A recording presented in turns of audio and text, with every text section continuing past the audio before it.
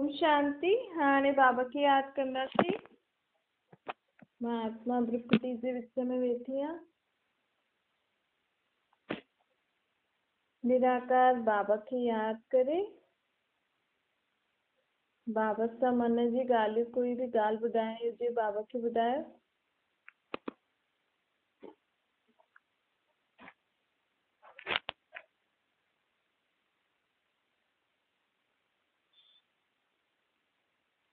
हाणे असां बाबा जो महावाक्य था ॿुधूं। ओम शांति। अॼु मिठा मिठा श्री बाबा ब्रह्मा जे तन द्वारा चवनि था, मीठे मीठे ॿार। बाबा चवनि था कि तव्हां केरु आहियो? मां आत्मा। तव्हांजो पीउ केरु आहे? असांजो पीउ परमात्मा। देह ऐं देह जो संबंधी अलॻि आहिनि, लेकिन मां आत्मा, मुंहिंजो बाप परमात्मा। हीअं त भॻवान सां सर्व संबंध निभाइणा आहिनि। असांजो बाप बि आहे, टीचर बि आहे, सतगुरु बि आहे, सिखा बि आहे, साजन बि आहे। जेको संबंध तव्हां चाहींदा आहियो हुनखे हुन सां निभाए सघंदा आहियो। बाबा चए थो कि मूंखे पंहिंजो तव्हां पुट बि ठाहे सघंदा आहियो, बेटो बि ठाहे। छो माताउनि खे हूंदो आहे न कि असांखे त पुट खपे, बेटे जी पुत्र जी इच्छा हूंदी आहे। त बाबा चए थो तव्हां मूंखे पंहिंजो पुत्र बि ठाहे सघंदा आहियो। पोइ पुत्र ठाहिण सां फ़ाइदो छा थींदो? भई घर में ॿार हूंदो आहे त चईंदा आहिनि सभु कुझु हिन जो ई आहे। त परमात्मा खे पंहिंजो पुत्र ठाहे छॾंदो त पाणे सभु कुझु कंहिंजो थी वेंदो? परमात्मा जो न। पोइ घड़ी घड़ी यादि करण जी, पंहिंजे पाण खे अभ्यास कराइण जी आदत न थींदी। भई मुंहिंजो पुत्र श्री परमात्मा आहे, ही सभु हुनजो आहे। देह, देह जो संबंध, पदार्थ, वस्तु, वैभव, घर, संपत्ति सभु कंहिंजो आहे? परमात्मा जो। ऊच ते ऊच भगवान सां असांखे सर्व संबंध निभाए करे सर्व संबंधनि जो सुख हाणे बाबा असांखे ॾियण आयो आहे। बाबा चए थो मां तव्हांखे सर्व संबंध निभाइण बि सेखाइण आयो आहियां। छो कि हिन समय कंहिंखे संबंध कीअं सुखदाई निभाइबो उहो बि सम्झ न आहे। मुंहिंजो असली नाम आहे शिव, शिवाय नमः चईंदा आहिनि। मां ख़ासि भारत में ई ईंदो आहे। मुंहिंजो जन्म स्थान इहो भारत आहे। भारत जी एॾी महिमा छो आहे? छो जे हिते ई परमात्मा जो अवतरण थींदो आहे। भगवान हिन भारत भूमि में अची करे विश्व जी सर्व आत्माउनि खे मुक्ति, जीवन मुक्ति जो वरसो ॾींदो आहे। पूरी प्रकृति, जीव जंतुनि, जानवरनि खे बि बाबा हिते ई अची करे मुक्ति, जीवन मुक्ति जो वरसो ॾींदो आहे। छो जे ॾिसो जानवरनि खे बि त वरसो आहे न। कोई जानवर घर में था रहनि, कोई ॿाहिरि सड़कनि ते था घुमनि। त हिन जो मतिलबु जानवरनि खे बि वरसो बाबा ॾींदो आहे।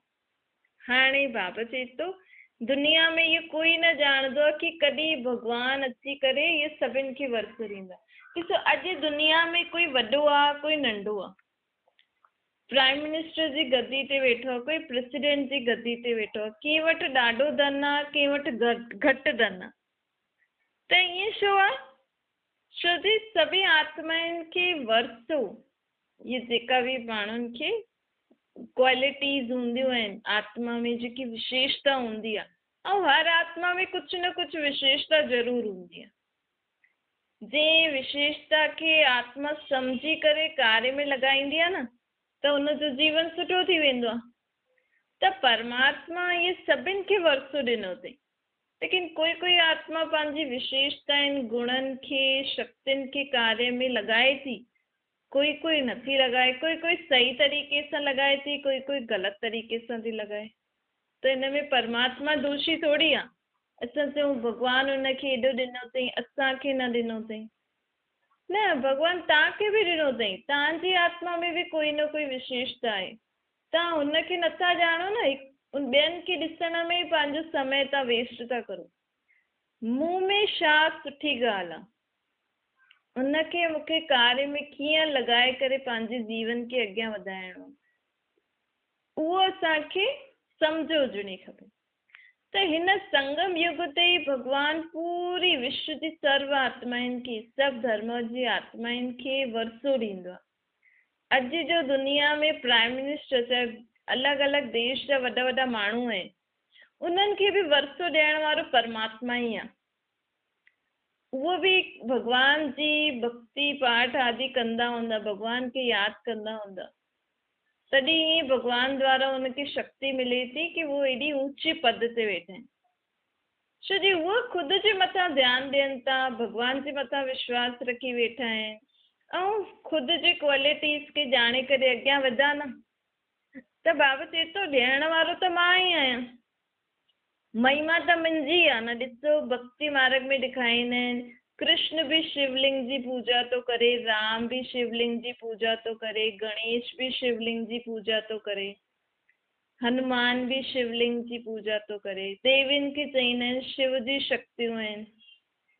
हर धर्म वारा निराकार खे ज़रूर यादि कंदा आहिनि। सिख भी निराकार जी महिमा ॻाईंदा आहिनि, मुस्लिम भी निराकार जी महिमा ॻाईंदा आहिनि ऐं क्रिश्चन भी निराकार जी महिमा ॻाईंदा आहिनि, बौद्धी भी निराकार खे यादि कंदा आहिनि, पर देहधारियुनि जा चित्र रखी वेठा आहिनि, लेकिन बुद्धि में निराकार उन्हनि खे यादि आहे कि भॻवान उहो निराकार आहे। क्रिश्चन चईंदा आहिनि कि ये जो क्राइस्ट आहे न, ये भॻवान जो ॿार आहे।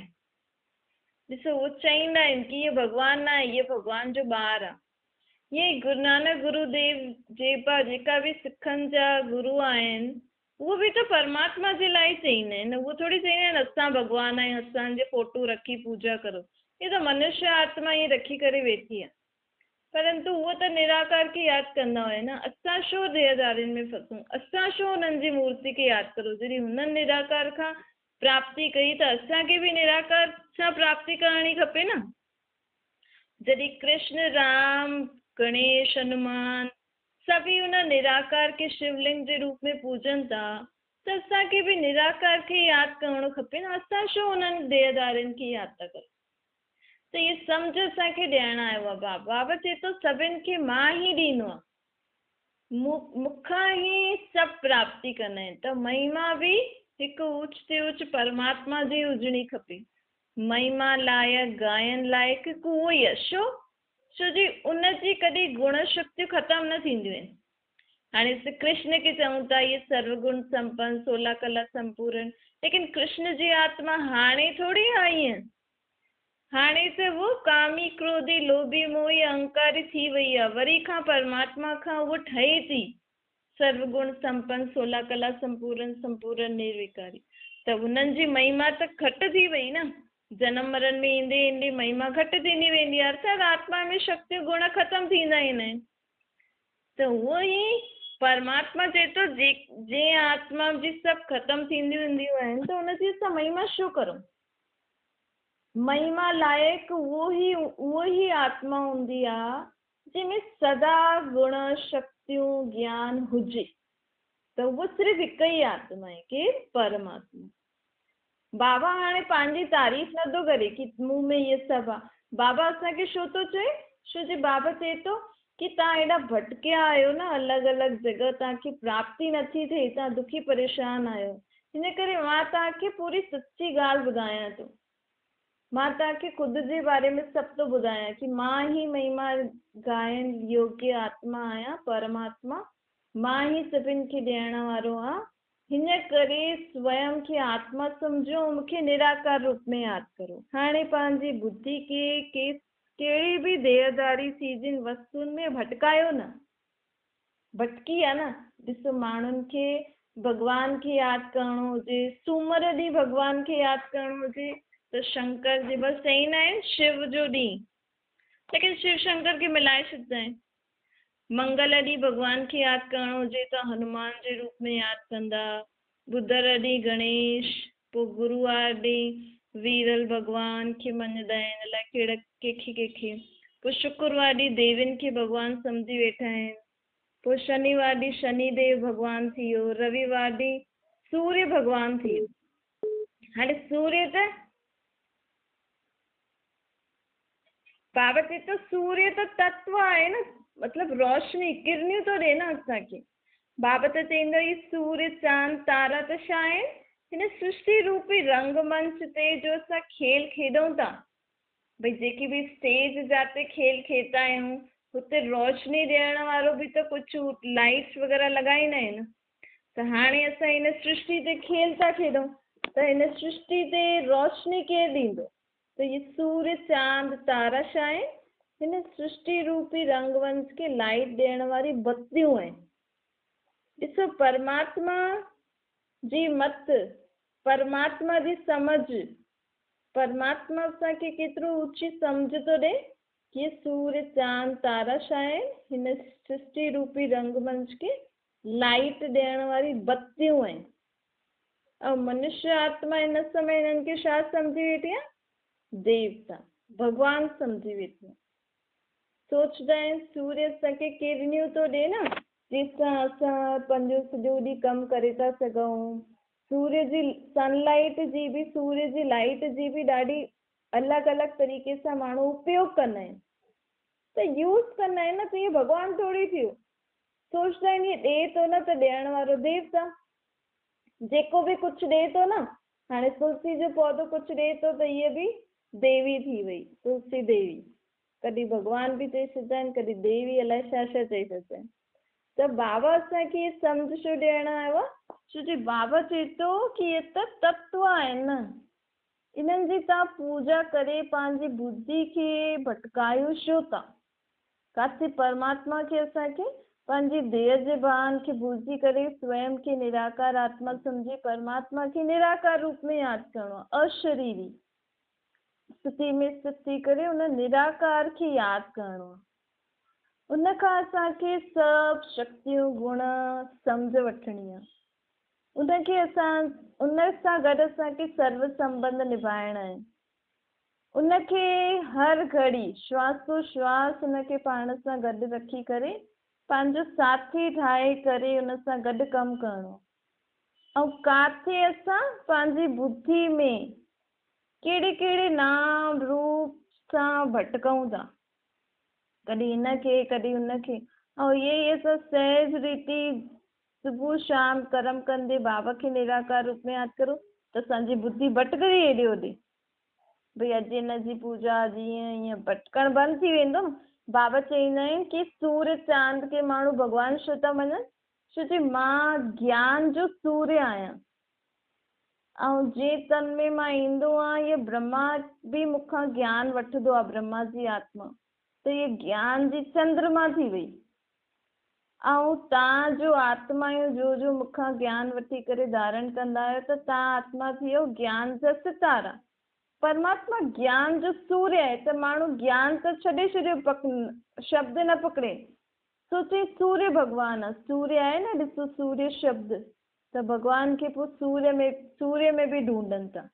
पर भॻवान त ज्ञान जो सूर्य आहे। अर्थात भॻवान में एतिरो ज्ञान आहे, जेको ज्ञान अगरि मनुष्य प्राप्त करे ऐं जीवन में धारण करे हले न, त हुनजो जीवन सूर्य मुआफ़िक चमकीलो। बि सूर्य जीअं उदय थींदो आहे त कीअं रोशनी थी वेंदी आहे पंहिंजे घरनि में, पूरी दुनिया में जाते जाते सूर्य जो टाइम हूंदो आहे। उहे अगरि असां जीअं आत्मा परमात्मा जो ज्ञान ॿुधी करे धारण करे हलियो त हुनजे जीवन में रोशनी थी वेंदी आहे, मतिलबु अंधियारो ख़तमु थी वेंदो आहे।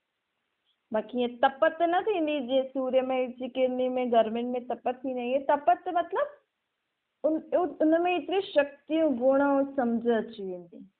ईअं ई भॻवान खे चईंदा आहिनि न, गीता में अर्जुन चई बसि करो मां सहन नथो करे सघां। अर्थात परमात्मा ज्ञान सूर्य में एतिरी शक्ति, एतिरो सचो ज्ञान आहे, एतिरा सच्चा गुण अथसि भॻवान में। कोई मनुष्य आत्मा हिकु साथ अगरि उहो शक्तियूं गुण सम्झ पंहिंजे अंदरि धारण करणु चाहे न, त उहो सहन न करे सघंदी। छो जी एतिरी धीरे धीरे खाओ न। भई कोई बि ताक़त वारी चीज़ हूंदी, हाणे कोई माण्हू चए हिन सां इहे खाईंदव त तव्हांखे ताक़त मिलंदी, तव्हां हिकु ॾींहं में सभु खाई छॾियो त भई ताक़त मिलंदी, त क्या शरीर हज़म करे सघंदो? उहो ई जेको अर्जुन ईअं चए थो, मतिलबु हिकु साथ असां परमात्मा जी सर्व शक्तियूं गुण ज्ञान पंहिंजे अंदरि धारण न करे सघंदा आहियूं। छो जी आत्मा एॾे ॾींहंनि खां हाली थींदी आई न, त धीरे धीरे रोज़ यादि कंदे कंदे कंदे पाण शक्तियूं गुण ज्ञान पंहिंजे में भरंदा वेंदासीं। त आत्मा आराम सां परमात्मा जी सर्व शक्ति गुण ज्ञान धीरे धीरे धारण करे, उहो सुठो आहे। ऐं अर्जुन खे भॻवानु हिकदम सां ॾेखारियईं त हू सहन न करे सघियो। इन करे परमात्मा चए थो कि मां ज्ञान जो सूर्य आहे न, त मूंखे हर घड़ी पाण सां गॾु रखो, त धीरे धीरे धीरे धीरे तव्हांजी आत्मा बि उहा थींदी वेंदी। भई असां सोचूं कि असां त हाणे परमात्मा खे यादि था करूं, अञा ताईं त असांजो दुख घटि न थियो आहे, असांखे उहो ई क्रोध थो अचे, उहो ई सभु दुख थो अचे, असां दुख खे सहन नथा करे सघूं। पर न, हाणे त असां शुरू कयो आहे न भॻवान खे निराकार रूप में यादि करणु। धीरे धीरे आपे ई आत्मा में जीअं जीअं शक्ति वधंदी वेंदी, तीअं तीअं सुधर आत्मा में पोइ शांति, सुख, प्रेम, आनंद, ज्ञान, पवित्रता शक्तियूं ईंदी वेंदियूं। भाव चए थो जीअं शरीर कोई बीमारी हूंदी आहे त असां इलाज कंदा आहियूं, त धीरे धीरे शरीर ठीकु थींदो आहे न। हाणे मां बि जेको ज्ञान थो ॾियां, जेके शक्तियूं थो ॾियां, जेका गुण थो ॾियां, उहो जेतिरा तव्हां धारण कंदा वेंदव धीरे धीरे तव्हां में परिवर्तन ईंदो वेंदो। त हाणे ज्ञान सूर्य बाप असां वटि आयो आहे हिन ब्रह्मा जे तन में। हिन ब्रह्मा खे चईंदा आहियूं ज्ञान चंद्रमा, छो जी हिन बि हुन ज्ञान सूर्य सां पंहिंजे अंदरि शक्तियूं धारण कई न, गुण। त इहो परमात्मा जीअं ज्ञान सूर्य त न ठहियो, लेकिन चंद्रमा ठही वियो।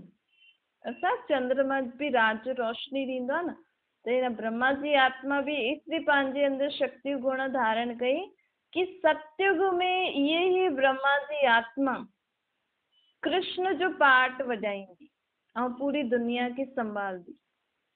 ऐं पाण सभु जेका बि ॿियूं आत्माऊं ज्ञान धारण करनि थियूं, हुन में बि ॾिसो आसमान में ॾिसंदा आहियूं न, कोई तारो ज्यादा चमकंदो आहे, कोई घटि, कोई घटि। ईअं ई जीअं जीअं असां आत्माऊं धारण कंदासीं त हुन अनुसार असां आत्माऊं बि सतयुग में वञी करे उन दुनिया में रोशनी, असांजी आत्मा जी ईंदे ई रोशनी थी वेंदी उन दुनिया में।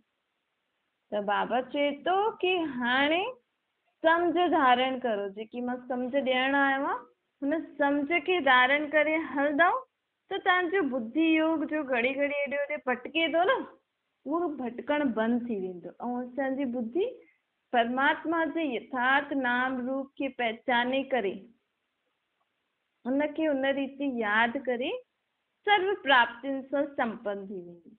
बाबा ज्ञान जो सागर चए थो मूं में जेको बि ज्ञान आहे न, अंत ताईं मां तव्हांखे ॾींदो रही। परमात्मा में कहिड़ो कहिड़ो ज्ञान आहे?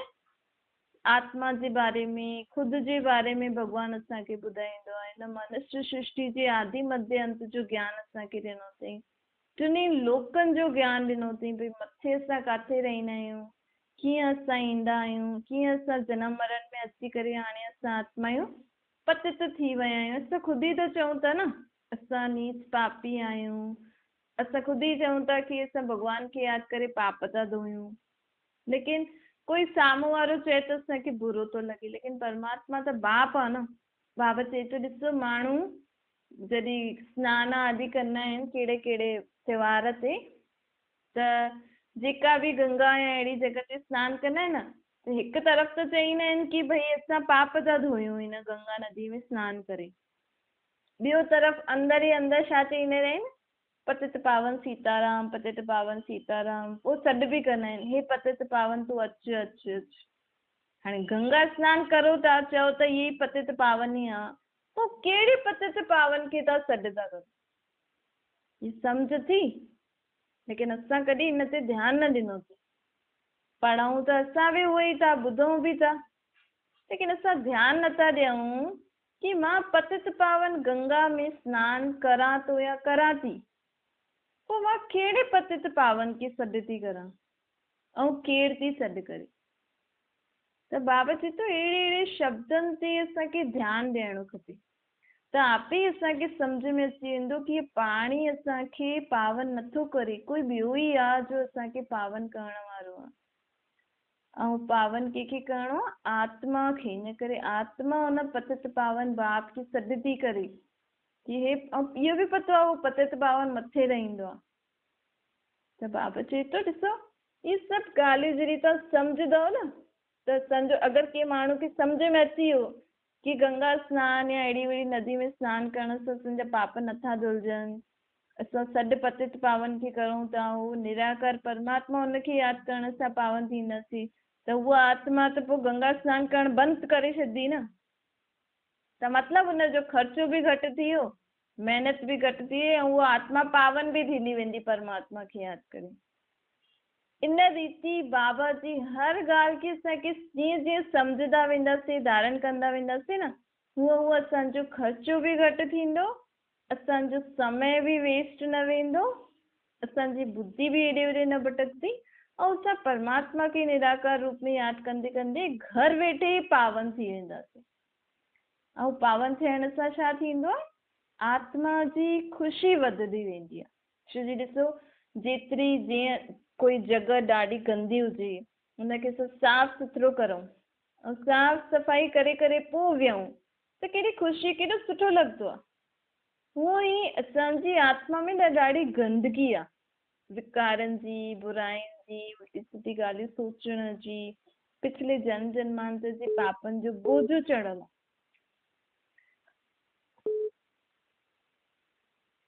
त बाबा चए थो, बोझो चढ़ियल वारी आत्मा ख़ुशि रही सघंदी। हाणे असांजे मथां कोई ॿोरी रखे भारी शरीर जे मथां, त असां ठीक रीति फील कंदासीं छा? न, भारी भारी लॻंदो न। असां ख़ुशि थोरी रही सघंदासीं, हल्को थोरी महसूसु कंदासीं पाण खे, त असांजो कहिड़ी ॻाल्हि में कोई कमु थोरी करे सघंदासीं। ईअं ई हिन समय मनुष्य आत्मा जे मथां पापनि जो, विकारनि जो, बुराइनि जो, पाप कर्मनि जो, दुखनि जी छा आहे, भारीपन आहे।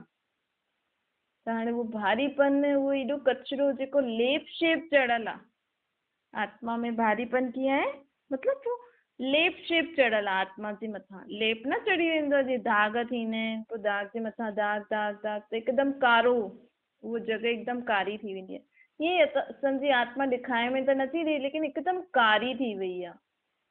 त हाणे असां एॾो सारा भक्ति बि था करूं, सनान बि था करूं, त बि उहो कारोपन ख़तम ई नथो थिए। त अंधियारो अंधियारो थी वियो आहे न, कुझु नज़र बि नथो अचे, सम्झ बि नथी अचे, ख़ुशी बि गायब थी। त जीअं जीअं आत्मा परमात्मा खे निराकार रूप में यादि कंदी वेंदी न, त आत्मा जी सफ़ाई थींदी वेंदी आहे। आत्मा जे मथां जेको बोझो आहे, जेको कर्ज़ो चढ़ियल आहे, असां चईंदा आहियूं न, हा बसि हाणे मां हिनखे पैसो ॾिनो या कोई चीज़ ॾिनी, बसि हाणे त मां फ्री थी वियमि।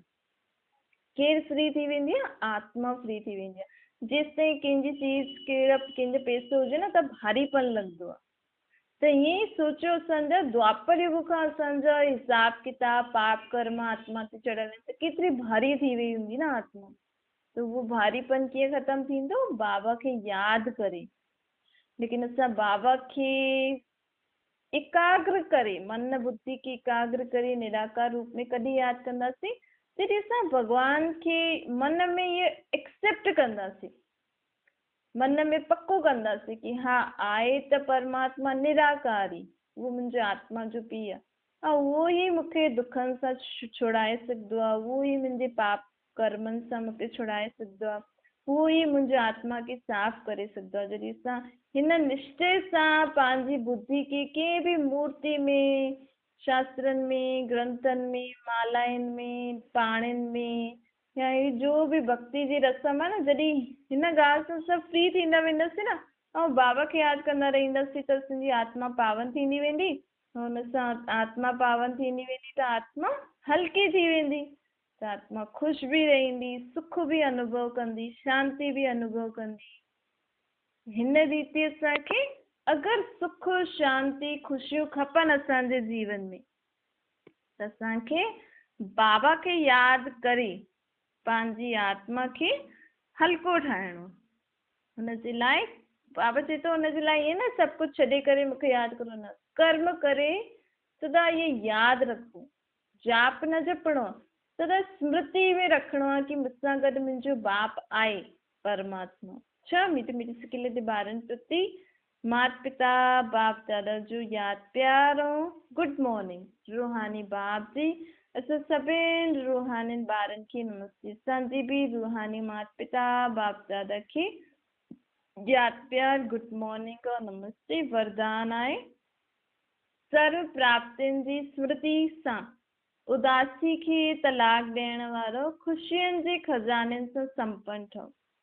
हिन संगम युग ते जेको हाणे समय तो हले न, सतयुग जो कलयुग जो अंत, सतयुग जो आदि, त हिनखे चइबो आहे संगम युग, ॿ युगनि जे विच जो समय। हिन संगम युग ते सभी ब्राह्मण ॿार जे बि आत्मायूं ब्रह्मातन द्वारा बाबा खे पहचानियो अथई ऐं बाबा जे नियम मर्यादनि ते हलनि था, बाबा खे बाबा चई छॾियो, मतिलबु वो ब्राह्मण आत्मा आहे, हाणे पक्की आहे या कच्ची आहे वो हुनजे मथां आहे। संगम युग ते असां सभिनि ब्राह्मण ॿारनि खे बाबा कहिड़ो खज़ानो ॾिनो अथई? ख़ुशियुनि जो खज़ानो। त बाबा चए थो कि मां तव्हांखे हाणे ख़ुशियुनि जो खज़ानो ॾींदो। हिन करे कुझु बि थी वञे न, भले तव्हांजो शरीर बि ख़तम थी वञे, छो कि आत्मा थोड़ी ख़तम थींदी, शरीर भी खत्म थी वञे लेकिन मुंहिंजी आत्मा जी ख़ुशी न वञे। शरीर भी असां छॾूं त ख़ुशी ख़ुशी सां छॾूं कि मां आत्मा हाणे शरीर छॾंदमि त सत्युग में मूंखे सुठो तंदुरुस्त शरीर मिलंदो। एतिरो असांखे स्मृति में रखिणो आहे कि हाणे मुंहिंजो परमात्मा बाप मुंहिंजे लाइ स्वर्ग जहिड़ी दुनिया ठाहिण आयो आहे ऐं मूंखे हाणे पंहिंजो इहो पुराणो चोलो छॾे करे सत्युग में नयो चोलो सुख जी दुनिया में पाठ वॼाइणो आहे। तॾहिं असां जॾहिं शरीर छोड़दासीं तॾहिं ख़ुशि रही सघंदासीं।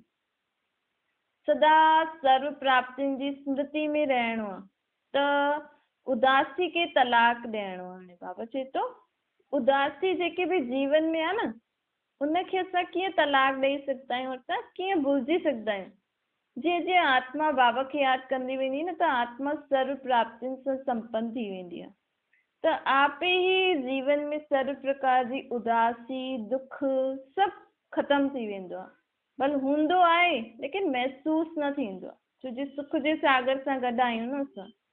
धंधे दोरी में भल नुक़सान भी थी वञे त भी बाबा चए तो मन में उदासी जी लहर न अचणी खपे, छो जो बाबा असांखे गारंटी कंदो आहे जेकी आत्मायूं मुंहिंजे चए ते हलंदियूं न त उनखे अंत ताईं, हाणे पाण ॾिसूं था न कंहिं माण्हुनि खे खाइण लाइ न आहे लेकिन असांखे आहे, लेकिन अॻियां वारे समय में सृष्टि ते खाइण लाइ चीज़ न हूंदियूं, माण्हुनि खे पैसा हूंदा लेकिन चीज़ूं न हूंदियूं ख़रीद जे लाइ। माण्हू एॾो धन ॾेई करे भी रोटी न उन्हनि खे प्राप्त थी सघंदी। लेकिन हाणे हिन समय जेका परमात्मा जे चए ते हलनि था न, उन्हनि खे बाबा गारंटी थो करे कि मुंहिंजे ॿारनि खे अंत ताईं दाल रोटी ज़रूर मिलंदी।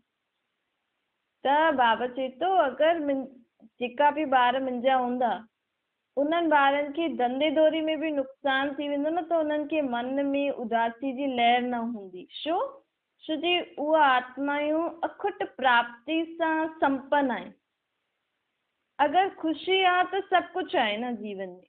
ॾिसो अॼु माण्हुनि वटि धन आहे, संपत्ति आहे, संबंधी आहिनि, ॿार आहिनि, सभु आहिनि, पर छा न आहे? ख़ुशी न आहे। घर में हिकु माण्हू खे ॿिए जी शकल सुठी नथी लॻे त बाबा चए थो ॾिसो, ऐं जंहिं वटि भले कुझु बि न आहे लेकिन घर में दाल रोटी खाइण लाइ आहे बसि, त ख़ुशी त आहे न। त जंहिं आत्मा वटि ख़ुशी आहे त सभु कुझु आहे, ख़ुशी न त कुझु बि न। त कहिड़े ॿारनि वटि हाणे बाबा चए थो हाणे जीअं जीअं मूंखे यादि कंदव त तव्हांजी आत्मा सर्व प्राप्तियुनि सां संपन्न थी वेंदी। ऐं सर्व प्राप्तियुनि सां संपन्न वारी आत्मा उदासी खे तलाक ॾेई छॾंदी आहे, मतिलबु हुनजे जीवन में उदासी ख़तम थी वेंदी आहे ऐं सदा ख़ुशि रहंदी आहे। त असांखे बि बाबा ईअं ई थो चए, मूंखे यादि करे सर्व प्राप्तियुनि सां संपन्न ठहो। स्लोगन आहे मास्टर दुख हरता सुख करता जो पाठ वॼाइण जे लाइ सर्व प्राप्तियुनि सां संपन्न ठहो। हाणे जॾहिं असांखे सुख जी प्राप्ति थींदी परमात्मा खां, तॾहिं त असां ॿियनि जा दुख दूर करे सघंदासीं न। त बाबा चए थो पहिरियों ख़ुदि मूंखे पंहिंजो सभु दुख ॾियो। बाबा मूं वटि इहो इहो दुख आहे, ये तकलीफ़ आहे, सभु मूंखे ॾेई करे तव्हां मूंखां सुख वठो। तव्हां मुंहिंजी ॻाल्हियूं वीचार करो, मूंखे यादि करो त तव्हांजी आत्मा सुखनि सां भरपूर थी वेंदी। त जॾहिं तव्हां में सुख अची वेंदो, हर ॻाल्हि में सुख जो अनुभव करूं असां। दाल रोटी में भी असांखे सुख मिले, जॾहिं आत्मा जी हीअ स्थिति थी वेंदी आहे न तॾहिं उहा आत्मा ॿियनि जा दुख दूर करे उन्हनि खे सुख ॾेई सघंदी आहे। अच्छा।